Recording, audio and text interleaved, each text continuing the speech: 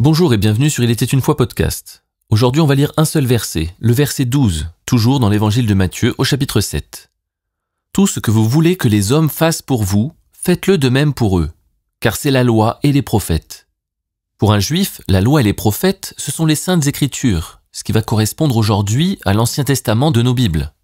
La loi, c'est ce qu'on appelle le Pentateuque, les 5 premiers livres, Genèse, Exode, Lévitique, Nombre, Deutéronome. Et les prophètes, ce sont le livre des prophètes. Donc ici, Jésus compare la loi et les prophètes, donc la totalité des saintes écritures, au fait de faire aux autres ce qu'on aimerait qu'on nous fasse. Alors ce n'est pas sans nous rappeler un autre verset, qu'on verra un peu plus tard, au chapitre 22, verset 40, où Jésus répond à un docteur de la loi qui lui demande quel est le plus grand commandement de la loi. Jésus lui dit « Tu aimeras le Seigneur ton Dieu de tout ton cœur, de toute ton âme et de toute ta pensée. » C'est le premier, le plus grand commandement. Et aussi le second, tu aimeras ton prochain comme toi-même. Et c'est là le verset 40, de ces 2 commandements dépendent toute la loi et les prophètes. On peut donc a priori conclure avec ces 2 versets, Matthieu 7, 12 et Matthieu 22, 40, que aimer Dieu et aimer son prochain, ça correspond à faire aux autres ce qu'on aimerait qu'on nous fasse. Jésus est ni plus ni moins en train de donner une définition concrète de ce qu'est l'amour pour lui.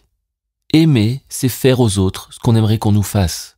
Et il fait le lien avec la loi et les prophètes. La loi et les prophètes, le fond de la loi, l'esprit de la loi, c'est l'amour, c'est d'aimer les autres. C'est l'apôtre Paul qui nous dira que l'amour, c'est la chose la plus importante, celle qui durera éternellement. Et Jésus le confirme ici. Il résume tout ce que Dieu a donné aux hommes par un seul mot, l'amour.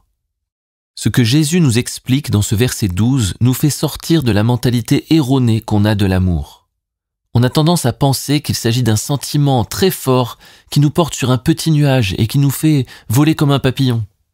Mais Jésus nous montre ici 2 choses sur l'amour. Ce n'est pas un sentiment, c'est très concret, ça produit des actions. Et puis ce n'est pas centré sur nous, c'est centré vers les autres. Jésus nous invite donc à arrêter de penser à nous, de ne penser qu'à nous, à nos besoins, à nos envies, à ce qu'on désire, mais d'être tourné vers ce que veulent les autres, ce qu'ont besoin les autres, ce que les autres désirent. Chercher l'amour, ça voudrait dire normalement chercher à donner et pas chercher à recevoir, pas chercher à ce qu'on comble un vide intérieur. Je ne sais pas si vous avez remarqué, mais souvent quand on dit « je t'aime », ça veut dire qu'on aime ce que la personne nous donne, nous fait ressentir. Mais c'est pas le vrai sens, c'est pas le véritable sens du mot amour. Alors évidemment, l'amour c'est également un sentiment. Quand on est aimé ou quand on aime, on ressent quelque chose de positif, d'agréable. Mais ce n'est pas la définition biblique de l'amour. Quand on dit Dieu est amour, on parle de ce qu'il fait pour nous, on parle pas de ce qu'il ressent uniquement. Le véritable amour se contente de donner sans attendre en retour. Voilà ce que Dieu a fait. Voilà ce que Jésus a fait, et voilà ce que nous devons faire en tant que disciples.